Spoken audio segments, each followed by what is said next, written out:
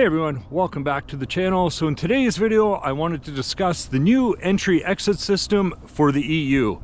And this new system will be rolling out 12 October 2025, so just in a matter of a few days. So there's been lots of talk about the new entry-exit system, and of course also talk about the ETIAS. They are similar, but two different systems. First, the new EES, or the entry-exit system, will be rolled out from the 12th of October all the way until the 10th of April in 2026. Then the ETIAS will kick in. That's where you're going to have to pay the fee to enter Europe and stuff. We'll cover that at a later date as to not confuse you. So today we'll just cover the new entry-exit system. So as I said, they'll be rolling this out over the next 6 months. So when you show up in the EU on or after October 12th, you're going to roll in with your biometric passport. You may be required to do your fingerprints and a facial scan. Now, I believe in Spain, the first place they're rolling this out is the Madrid airport, and then other ports of entry will follow over the next 6 months. I believe other European nations are doing this too. So depending on where you're landing on or after October 12th, you may or may not have to do this. But if you're doing it anytime between October and April, you're going to have to do it eventually.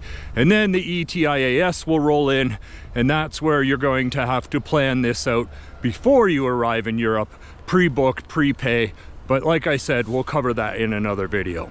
So what is the purpose of this new entry-exit system?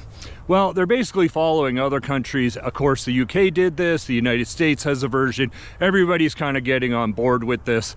So it's to curb overstays, illegal immigration, people accessing the EU area that don't have a requirement to do that.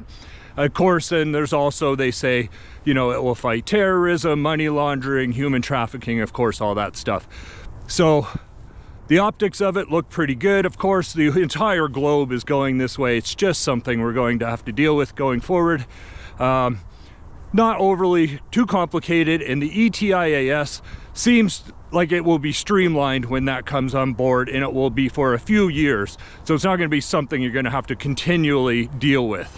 So overall, this new entry-exit system is not a big deal. Basically, if you're a non-EU national, so Canadian, American, British, Australian, most of the world really, you're going to have to do this and the ETIAS next year. I don't think it's too invasive, and like I just said, everybody's getting on board with this around the globe. So if you're a traveler, this is just the way it's going to be in the future. So that's going to be it for the entry-exit system video. I will definitely cover ETIAS when it's ready. I don't want to confuse everybody. They've been talking about these two programs for years. Probably 2 years ago, I made a video on the ETIAS because it was supposed to come out back in the spring of like 2024 or something, and it's still pushed.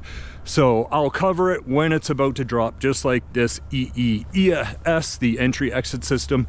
It's dropping in a matter of days, so that's why I'm putting this video out now. Anyways, thanks for tuning in. Stay tuned to the channel for more travel information, and we will see you in the next one.